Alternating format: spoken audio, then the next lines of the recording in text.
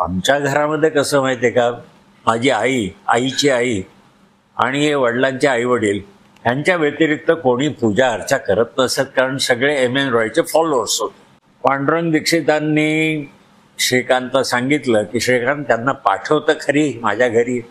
दरवाजा उघडला, त्यांनी बेल वाजवल्यावर म्हणाले, अहो साई. म्हटलं साई? मी मागे वळून बघितलं. अहो तुम्हालाच म्हणालो, बायकोमुळे मी साईचा किरदार केला, रोल केला. ती आहे तर मी आहे.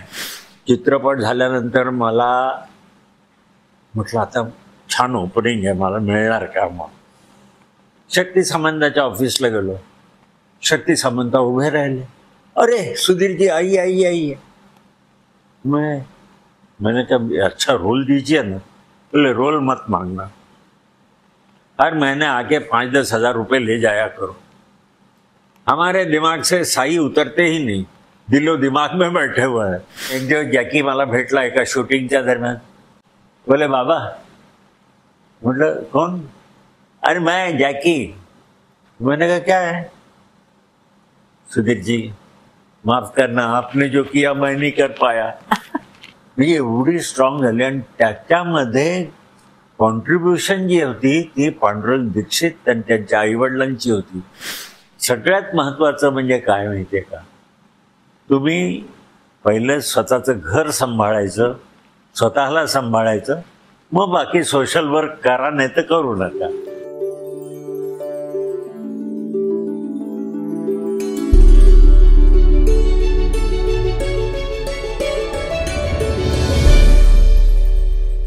नमस्कार, मी सुधीर दळवी. हा, काय बोलताय? साईबाबा? हो, मी साईबाबांचा रोल केला. पण तुम्ही सुधीर दळवी म्हणून नाही ओळखत, साईबाबा म्हणून ओळखता?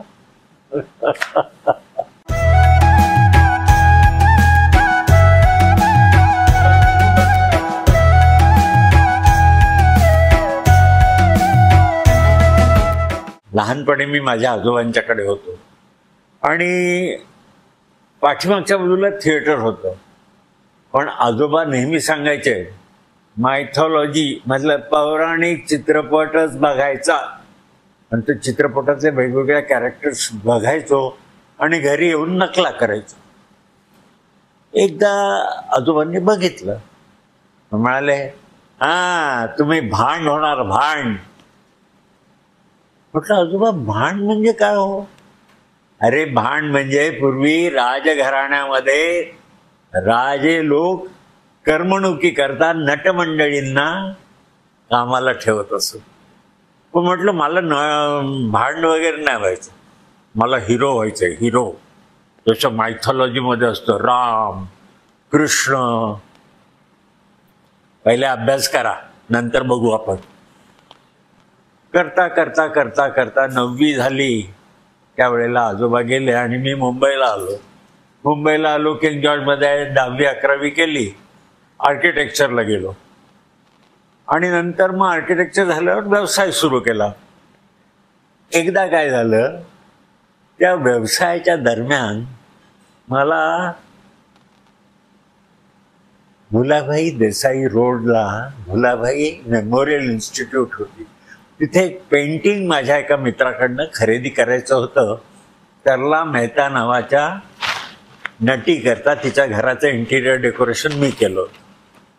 तिथे गेलो आणि मी एकाशी बोलत होतो. मैंने कहा यार वो आया नहीं क्या हमारा दोस्त? कौन? मैंने कहा यार वो जो पेंटिंग वेंटिंग करता है वो.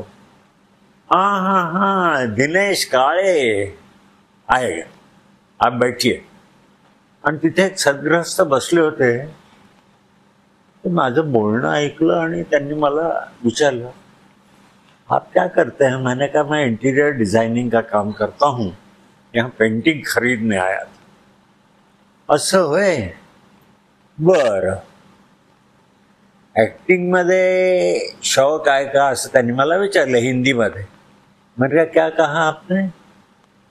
एक्टिंग में शौक है क्या? मैंने कहा अगर कोई दिलाएगा काम तो करूंगा. चलो, मैं सत्यदेव दुबे, मेरे नाटक में काम करने का है और डॉक्टर धर्मवीर भारती जी का धर्म अंधायुग करके नाटक है, उसमें प्रहरी का रोल, जो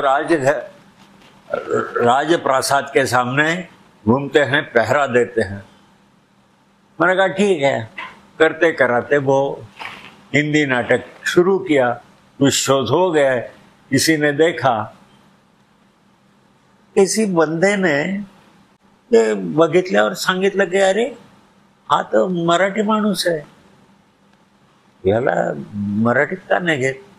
आणि त्याच वेळेला मी माझी आत्या नाटकामध्ये काम करायची, सौ उषा सराफ, आणि ते बघायला गेलो आणि प्रभाकर पणशीकरांनी मला बघितलं. त्यांनी विचारलं कोण आहे हा? दिसायला मी बऱ्यापैकी, केस भरपूर होते त्यावेळेला, अगदी यंग, 22 ते 20 वर्षाचं वय असेल.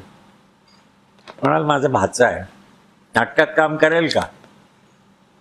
हो, का नाही, तुम्ही त्याला नीट मार्गदर्शन केलं तर नक्की करेल. आणि वीज म्हणाली धरतीला या नाटकामध्ये माझी आत्या झाशीच्या राणीचा रोल करणार होती. त्याच्यामध्ये जनरल ह्यू रोज म्हणून एक रोल होता.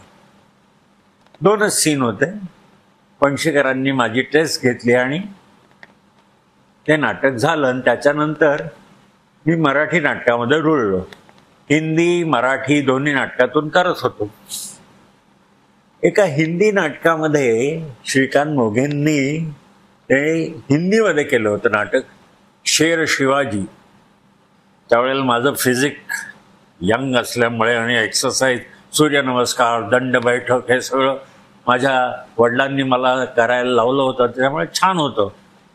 त्यांनी विचारलं तू औरंगजेब करणार का? म्हटलं नाही. का? म्हटलं मला, अरे तुझी उर्दू छान आहे आणि हिंदीमध्ये नाटक आहे. म्हटलं नाही, मला दुसरा कुठला रोल असेल तर सांग. तर श्रीकांत म्हणाला मिर्झा राजे जयसिंग राजपूत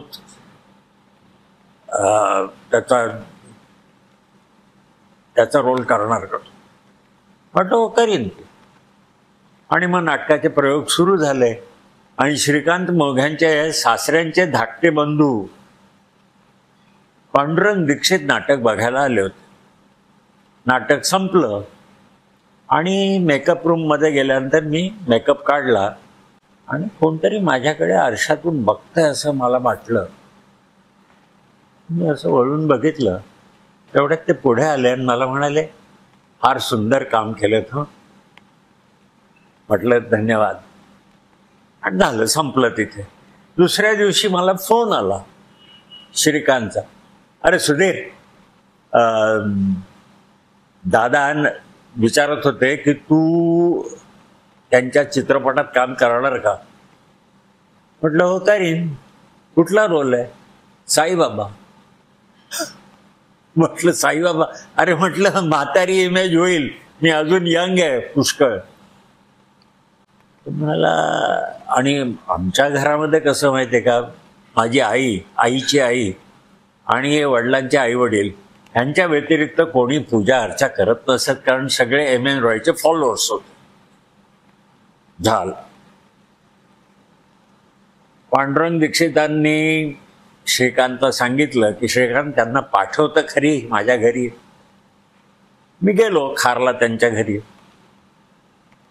गेलो, दरवाजा उघडला, त्यांनी बेल वाजवल्यावर म्हणाले अहो साई. म्हटलं साई? मी मागे वळून बघितलं. अहो तुम्हालाच म्हणालो. म्हटलं या या या आतमध्ये या. तर ते म्हणाले तुम्हाला साईंचा रोल करायचा आहे, साईबाबांचा. आणि आमच्या घराची बॅकग्राऊंड वेगळी होती. तर म्हटलं नाही बा, मला नाही जमणार. हरकत नाही म्हणाले. पण म्हणाले 55 साली दत्तोपंत आंग्र्यांनी हा रोल केला होता साईबाबा, आणि मला असं वाटतं तुम्ही छान कराल तो. तुमचा आवाज हे ते. पण तुम्हाला काय माहिती अहो, माझे आई वडील 1915 साली कोपरगावला उतरून बैलगाडीने शिर्डीला जायला लागायचं. त्यावेळेला शिर्डीला 3 महिने राहिले होते, कारण पहिलं मिसकॅरेज झालं होतं आणि आता पुन्हा प्रेग्नंट होत्या माझ्या आई, आणि त्याच्यामुळे ते दोघं जण शिर्डीला 3 महिने बाबांच्या तिथे राहिले. 3 महिने झाल्यानंतर, कारण ज्यांनी पाठवलं होतं त्यांनी सांगितलं जोपर्यंत बाबा सांगत नाहीत तोपर्यंत तिथून निघायचं नाही. आणि 3 महिने होऊन गेल्यानंतर ते म्हणाले, माई जा, तुला मुलगा होईल आणि तो संगीतकार होईल. आणि मी संगीतकार झालो. कमाल झाली. आणि 55 साली जे दत्तोपंत आंग्र्यांनी केलं होतं त्याच्यामध्ये मी संगीत दिलं होतं. कुमार समर्थांनी ते नाटक निर्देशित केलं होतं, दिग्दर्शित केलं होतं. निर्देशक नाही, दिग्दर्शित केलं होतं. म्हटलं ठीक आहे. तेवढ्यात त्यांनी एक ग्रंथ माझ्या समोर ठेवला. तेवढ्यात त्यांचे आई वडील आले. वडिलांची दृष्टी अधू झाली होती, पण आईने बघितलं, दादा कोण रे, आवाज ऐकल्यासारखा वाटतोय. दादा म्हणाले, ह्यांनाच साईबाबांचा रोल करण्याचं बोलतोय. बाबांचा आवाज असाच होता, भरदार. तेवढ्यात दादांनी मला पुस्तक दिलं, साई सच्चरित्र दाभोळकरांचं लिहिलेलं. ते म्हणाले, हे वाचा. तुम्ही जे आत्ता म्हणालात की तुम्हाला हा रोल करायचा नाहीये, पण हे वाचा आणि मग तुम्ही सांगा. मी गेलो, वाचत बसलो होतो. रात्री खूप वेळ वाचत होतो, फोटो बघत होतो. आणि तेवढ्यात बायकोनी, मी फर्स्ट फ्लोअरला होतो लिव्हिंग रूम मध्ये, आणि सेकंड फ्लोअरला बेडरूम मध्ये बायको झोपली होती. आवाज दिला, अरे सुधीर काय करतोयस? म्हटलं अगं वाचतोय ग. काय वाचतोय? म्हटलं आलोच. वरती गेलो. म्हटलं अगं असं असं ऍक्टिंगची ऑफर आले, तू ऍक्टिंग करतोस ना? तर मग हा चॅलेंज आहे, यंग आणि ओल्ड. म्हटलं ठीक आहे, तू म्हणतेस तर बघूया. दुसऱ्या का तिसऱ्या दिवशी मी पांडुरंग दीक्षितांच्या घरी गेलो. म्हणाला आपण मेकअप करून बघूया. मी मेकअप आर्टिस्ट बोलवाय म्हटलं, नाही मी पंढरी दुकरनाच बोलवणार, कारण पंढरी दादा very good makeup artist. Pandhari दादा आले, त्यांनी मेकअप केला, फोटो काढले. पण फोटो बघितल्यावरती शिर्डीतल्या काही लोकांना तर बाबांच्या सारखे दिसतात. जवळजवळ 2-2.5 महिने मी अभ्यास केला आणि मग उतरलो कॅमेऱ्याच्या समोर. आणि पहिला सीन पांडुरंग दीक्षितांनीच डायरेक्ट केला होता, कारण ते असोसिएट डायरेक्टर होते कुमार समर्थांचे. आणि ते असे बसलेले असतात बाबा, आणि असे जातात शून्यामध्ये, अल्लाह मालिक असं बोलतात आणि तिथून उठतात. आणि तेवढ्यात कोणी, मी बघतो तर माझ्या पायाशी कोणतरी हात लावलेत. तर बघतो तर पांडुरंग दीक्षित. अहो म्हटलं दादा काय करताय? अहो मला भात झाला की बाबाच आलेत म्हणून. झाला. तिथून जी सुरुवात झाली, साईबाबा चित्रपट झाला आणि इतका गाजला तो, अतिशय कमी पैशात बनलेला, पण पहिल्या रन मध्ये 1.5 कोटी 1.25 कोटी प्रॉफिट झाला. सरला चॅरिटी ट्रस्टच्या तर्फे तो प्रोड्यूस झाला होता, निर्माता. फेमस झालो. सगळेजण साई साई साई करून मला आमच्या चरई आळीमध्ये, स्कूलमध्ये, सगळीकडे बोलायला लागले. शूटिंगच्या दरम्यान आणखीन एक छान अनुभव असा आला, तो नंतर मी सांगतोच. आता असं झालं की एक सदग्रस्त असे चालले होते, राजकमलला शूटिंग होतं, असे चालले होते आणि माझे शॉट नव्हते म्हणून मी बाहेर येऊन बसलो होतो खुर्चीमध्ये, असा आकाशात बघत बघत बसलो होतो. तेवढ्यात जाणवलं कोणीतरी नमस्कार करते निघून जाते. तर पुढे कळलं की ते शक्ती सामंत होते आणि ते साई भक्त. चित्रपट झाल्यानंतर मला म्हटलं आता छान ओपनिंग आहे, मला मिळणार का. मग शक्ती सामंताच्या ऑफिसला गेलो.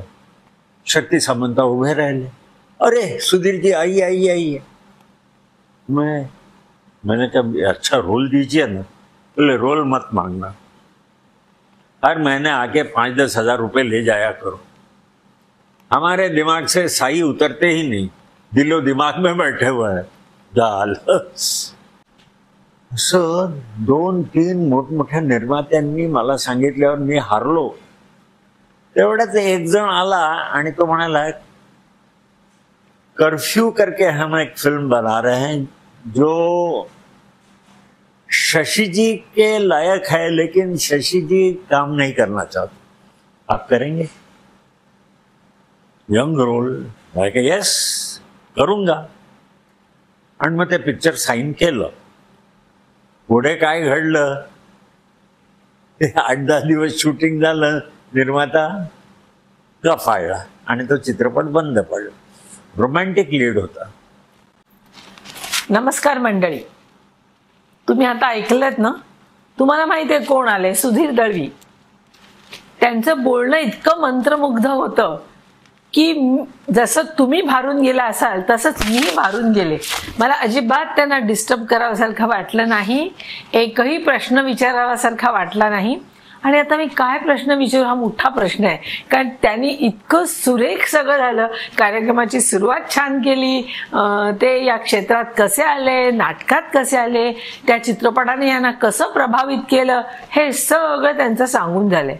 आज त्यांच्या साईबाबांच्या भूमिकेविषयी तुम्ही सगळी माहिती ऐकली, पण ते त्याच्याही पलीकडे ॲज अ माणूस म्हणून किंवा एक अभिनेता म्हणून त्यांनी काय काय केलंय, कुठल्या कुठल्या भूमिका केल्या आहेत, याच्यावरती आपण प्रकाश टाकणार आहोत. सुधीरजी, साईबाबांची ही भूमिका केल्यानंतर तर तुमच्या पर्सनल लाईफमध्ये काय फरक पडला किंवा त्या भूमिकेचा प्रभाव तुमच्या आयुष्यावर कसा पडला? सांगतो. त्यावेळेला आम्ही ठाण्याला राहायचो. आई एकदा माझी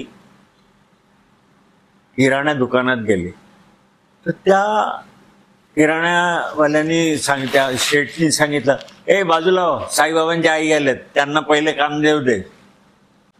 तो चित्रपट बघून अनेक लोक प्रभावित झाले, पण बाबांनी त्या गोष्टी सांगितल्या त्या अशा की तुम्ही चांगले मानव बना. माणुसकी हा मानवाचा पहिला धर्म आहे. आता तुझे सर्व प्रकारचे लोक यायला लागले शिर्डीला. मुसलमान आले की बाबा म्हणायचे रामजी भला करेंगे. हिंदू लोक आले, बोले जाओ सब बढ़िया हो जाएगा, अल्लाह मालिक. आश्चर्याची गोष्ट म्हणजे ख्रिश्चन लोक पण यायला लागली. God will bless you. प्रत्येक जण वरती बघायचा आणि म्हणायचा यार बाबा कमाल आहे. बाबा संस्कृत बोलतात, उर्दू बोलतात, मराठी अस्खलित बोलतात. आणि बघत असताना कधी डोळ्यांचे पापणी लवत नाही त्यांच्या, असेच असतात डोळे. आणि हे मला सांगितलं गेलं होतं पांडुरंग दीक्षितांच्याकडून, आणि ते मी आचरणात आणत होतो. पुढे काय सांगायचं. बायको माझी वर्किंग होती, मुलगा शाळेत होता, कामं येत नव्हती. तेवढ्यात सिरियल वर्ल्ड सुरू झालं. रामानंद सागरांनी मला बोलवलं आणि सांगितलं रामायण बनावा. तो वशिष्ठ का रोल आपलीच. त्याच्या अगोदर मी एक सिरियल मराठीची केली होती. गजानन जागीरदार डायरेक्टर होते आणि त्यांनी मला सांगितलं होतं सुधीर दाढी लावलीस ना, आता जन्मभर दाढीच लावायची तुला. वशिष्ठ आणि अनेक अनेक चरित्र वेगवेगळे रोल केले, चरित्र अभिनेत्याचे रोल. दाढी लावून. तेवढ्यात फोन आला मला एक, घरी बसलेला असता. ते म्हणाले आप करेंगे क्या हमारे सीरियल में. मैंने कहा क्या है सीरियल का नाम क्या है. जुनून. मैंने कहा देख रहा हूं लेकिन जो मेन रोल जो है वो आदमी छोड़ रहा है. हे प्रेमनाथचा मुलगा माझ्याशी बोलत होता. मैंने कहा हाँ मैं आता हूं गेलो. आणि मग जुनून मध्ये नाना नगरकर म्हणून कॅरेक्टर मला मिळाली. दिनेश ठाकूर पहिले करायचा, पण तो काही कारणास्तव त्यांनी एकटाच त्याला ते जमलं नाही, त्यांनी सोडून दिलं.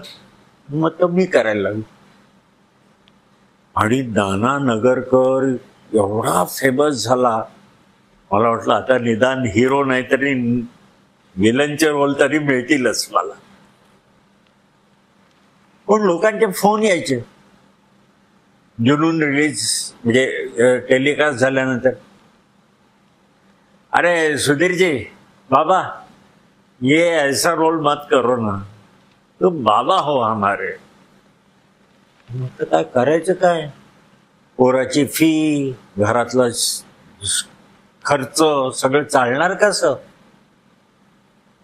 तेवढ्यात आणखीन 2-3 कॅरेक्टर्स अशा आल्या, पण लोक म्हणायचे नेगेटिव्ह नाही दूंगी, आपको पॉझिटिव्ह रोल ही करना है. पण जुनूनचा निगेटिव्ह रोल बघून 2-3 लोक इम्प्रेस झाले आणि मराठीमध्ये एक मला निगेटिव्ह कॅरेक्टर मिळाले.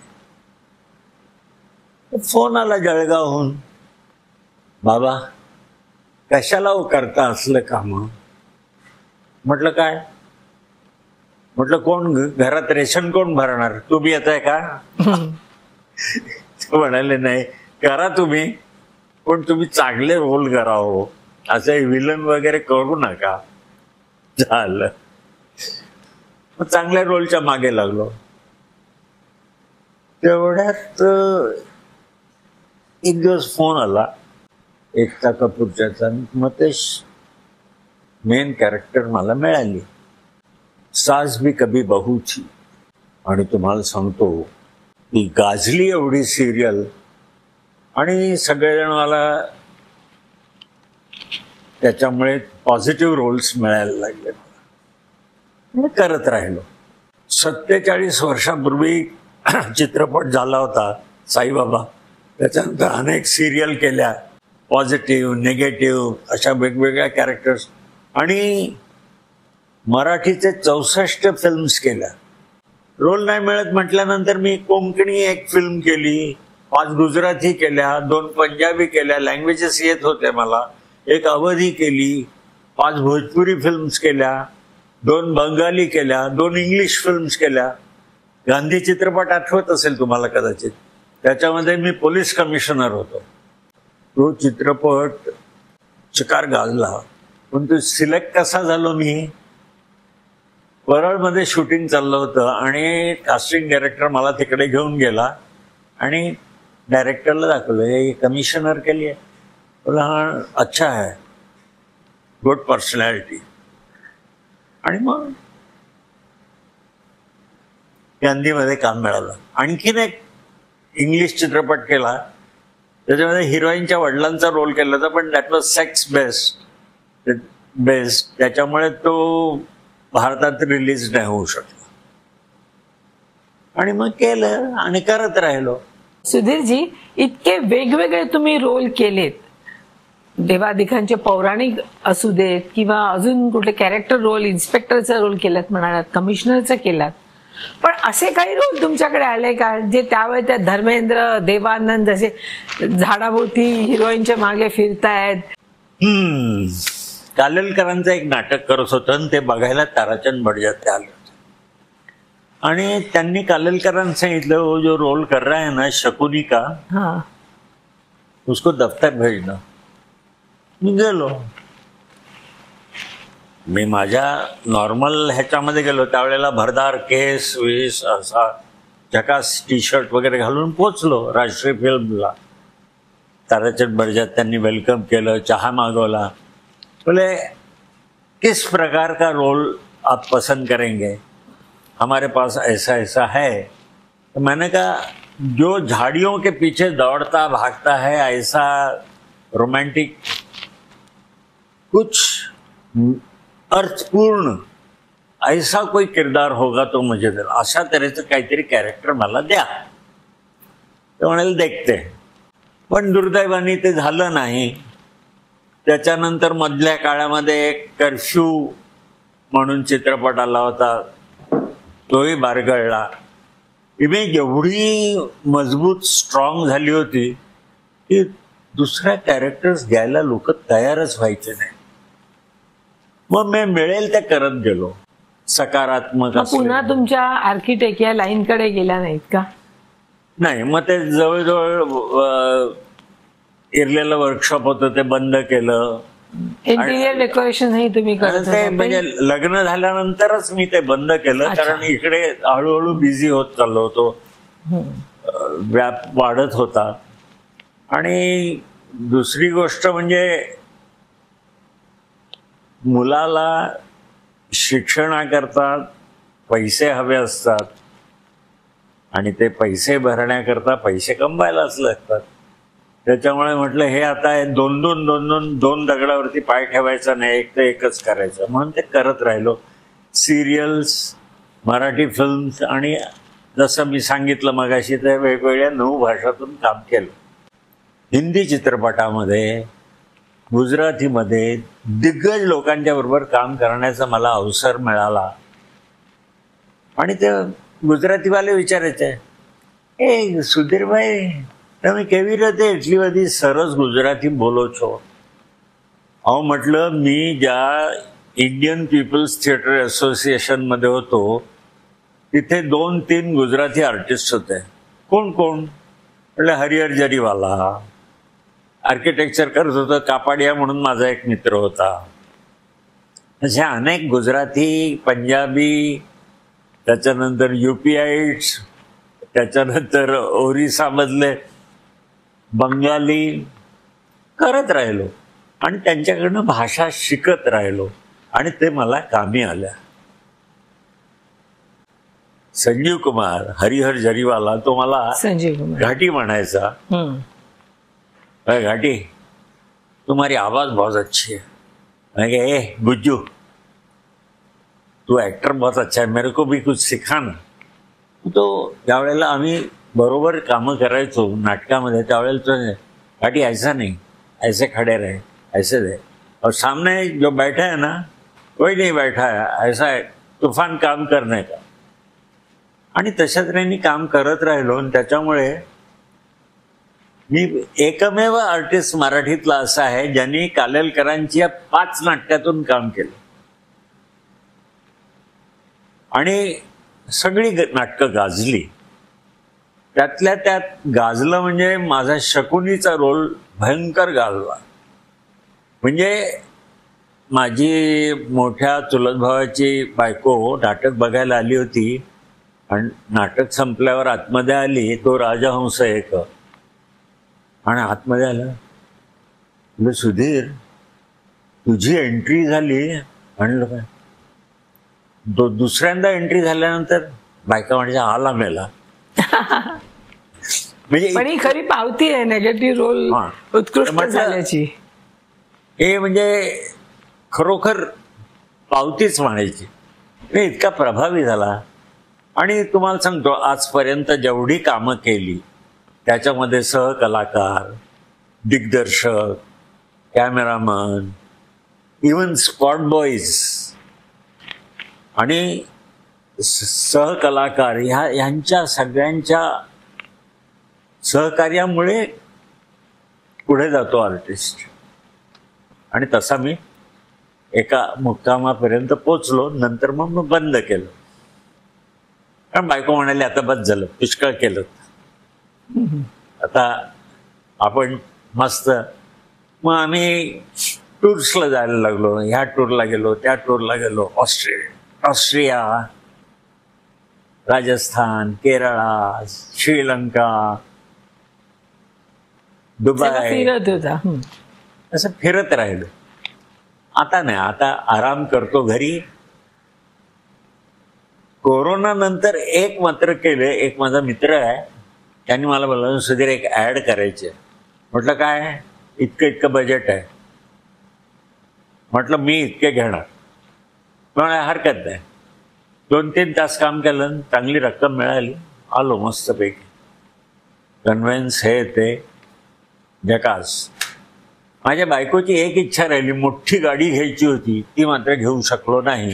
आणि होती ती गाडी, ते म्हणाले आता काम नाही तर कशाला, ड्रायव्हर, पेट्रोल, मेंटेनन्स, विकून टाकूया. म्हटलं विकून टाका. आणि मग गाडी दिवसभराकरता हायर करायची, मस्त एन्जॉय करायचं, नो बॉदरेशन, डोक्याला ताप नाही. जसं अरुण गोविलने रामाची भूमिका केली, त्यानंतर राम म्हणजे अरुण गोविलकर आणि अरुण गोविलकर म्हणजे राम. नितीश उपाध्याय म्हणजे नितीश भारद्वाज, आधी त्याचं आडनाव उपाध्याय होतं, म्हणजे मी त्याला उपाध्यायपासून ओळखते म्हणून तसं म्हटलं. नितीश भारद्वाज म्हणजे कृष्ण आणि कृष्ण म्हणजे नितीश भारद्वाज. महाभारतामध्ये केलं होतं त्याने काम. त्यानंतर स्वप्नील जोशी, त्यानेही कृष्णाचं भूमिका खूप गाजवली. हो, त्यामुळे कृष्ण म्हटलं तर एक तर नितीश भारद्वाज किंवा स्वप्नील जोशी अशी आपल्याला एकमेकांची आठवण आहे. तसं तुमचं नाव आणि साईबाबा आणि सुधीर दळवी हे इक्वेशन तयार झालंय. तर तुम्हाला कधी असं वाटलं का की सारखं हेच नाव आपल्या मागे लागतंय, तर हे मोडून आपण दुसरं काहीतरी करूया? त्याच्यासाठी तुम्ही काही विशेष प्रयत्न केलेत का? साईबाबांची भूमिका खूप नटांनी केली आतापर्यंत. दत्तोपंत आंग्रे, त्याच्यानंतर एक रामानंद सागरांच्याकडे एकाने केली होती. त्याच्यानंतर यशवंत दत्तनी मराठीमध्ये केली होती. आणि एक दिवस जॅकी मला भेटला एका शूटिंगच्या दरम्यान. बोले बाबा. म्हटलं कौन? अरे मैं जैकी. मैंने कहा क्या है? सुधीर जी माफ करना, आपने जो किया मैं नहीं कर पाया. म्हणजे एवढी स्ट्रॉंग झाली. आणि त्याच्यामध्ये कॉन्ट्रीब्युशन जी होती ती पांडुरंग दीक्षित आणि त्यांच्या आईवडिलांची होती. म्हणजे त्यांनी बरंचसं श्रेय मी पंढरीनाथ जुकरांना पण देईल ऑफकोर्स. आणि पंढरी जुकरांनी जो काय मेकअप आणि जो उभा केला, पंढरी जुकर पहिल्या शेड्यूल नंतर त्यांनी असिस्टंटला दिलं आणि त्या असिस्टंटनी फॉलो केलं प्रॉपरली. आणि तुम्हाला सांगतो मेकअप आर्टिस्टचा कॅरेक्टर अशा तऱ्हेच्या त्याच्यामध्ये फार मोठा हात असतो. आणि सगळ्यात महत्वाची गोष्ट म्हणजे पांडुरंग दीक्षितांनी मला जे सांगितलं, कारण शिर्डीतल्या लोकांनी सांगितलं बाबांचे डोळे कधी अशा पापण्या लवायच्या नाहीत. आणि ते me through out the film observe केलं. तशा तऱ्हेचं असे डोळे ठेवले. आणि बाबा असे बोलता बोलता बोलता बोलता जायचे, अब जाओ. आणि दुसरा कुठेतरी त्यांचा भक्त अडचणीत असेल तिथे पोचायचे. साईबाबांचं एकच आहे, त्यांनी एक जी सुरुवात केली तर साईबाबांनी एक तऱ्हेनं राष्ट्रीय एकात्मता. इव्हन आता आपण पाहतो किती डिस्टर्ब आहे हिंदू मुस्लिम वरून. साईबाबांनी ही एकात्मता साधली होती. त्यांचे भक्त तुम्ही बघाल तर ख्रिश्चनही होते, मुसलमानही होते, हिंदूही होते. तिथे जाऊन कोणी भांडत बसलं नाही की साईबाबा आमचे आहेत, साईबाबा आमचे आहेत. एक गमतीशीर प्रसंग सांगतो. काय झालं, मी, माझी बायको, माझे बायकोची चुलत बहीण, तिचे मिस्टर, असे आम्ही शिर्डीला चाललो होतो पुण्यावरून. आणि आम्ही शिर्डीला पोहोचलो. आम्ही पुण्याहून निघालो. वाटेमध्ये काय कोण जाणे, मी माझ्या साडूला सांगितलं, अरे म्हटलं जरा हळू चालव, पुढे अडचण आहे. कसली अडचण आहे? त्यांनी म्हटलं स्पीड कमी कर तू. आणि कमी केला. आणि पुढे गेलो तर एक मोटार उभी होती, थांबलेली होती रस्त्यामध्ये. अरे बरं झालं सांगितलं, मी फुल स्पीड मध्ये होतो. काय कोण नाही, मला इंट्युशन आली, मी त्याला थांबायला लावलं. बरं ते जाऊ दे. शिर्डीला पोचलो आम्ही. सकाळी उठून मंदिरात गेलो. आम्हाला थोडा प्रेफरन्स मिळायचा. पोचलो, बाबांचं दर्शन केलं, बाहेर आलो. कोणीतरी टॅप केलं माझ्या इथं. मी असं बघितलं, उंच माणूस. मग काय, येस, गोरा पान, लाल बंद, असं फिजिक छानपैकी. म्हणजे का, what is it? Are you the one who has played Sai Baba? मग काय, yes, I am from United States, I am a Sai devotee. म्हणजे बाबांचे डिव्होटी सगळीकडे आहेत, अमेरिकन सुद्धा आहेत. आणि आता ह्या स्थितीला अनेक ठिकाणी साई मंदिरं झालेली आहेत. आणि त्याच्यात मेसेज एकच, की चांगला माणूस बना, लालच ठेवू नका, हव्यास ठेवू नका, श्रद्धा ठेवा, सबुरी ठेवा, त्याच्यात तुमची प्रगती आहे. आणि असं करून बाबांना हाच मेसेज दिला की चांगला माणूस बनणं फार आवश्यक आहे, जे आज आपल्याला दिसत नाही. साईबाबांची भूमिका तुम्ही केल्यानंतर ऑफकोर्स ती खूप गाजली, परंतु तुमच्या पर्सनल आयुष्यावर त्याचा किती प्रभाव पडला? तुम्ही साईबाबांसारखे थोडेफार चेंज झालात का? किंवा तुमची जी वृत्ती होती ती तशीच राहिली की तुमची वृत्ती थोडी बदलली? सतत साईबाबाच डोक्यात असल्यामुळे तुमचं वागणं थोडं साईबाबांसारखंच खरोखर झालं का?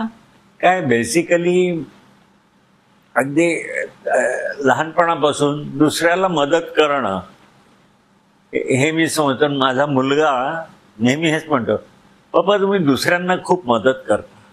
म्हटलं, हे बघ, जे तू करतोयस तेच मी केलं. आता तू करतोयस, आता मी करतोय. त्याला अनेक वर्ष झाली. आणि गरजवंताला मदत करणं हे मानवाचं काम आहे, कर्तव्य आहे. आणि ते त्यांनी केलंच पाहिजे असं मला वैयक्तिकरित्या वाटतं. नाही, आधी वाटत होतं की ही भूमिका केल्यानंतर जास्ती त्याची जाणीव नाही.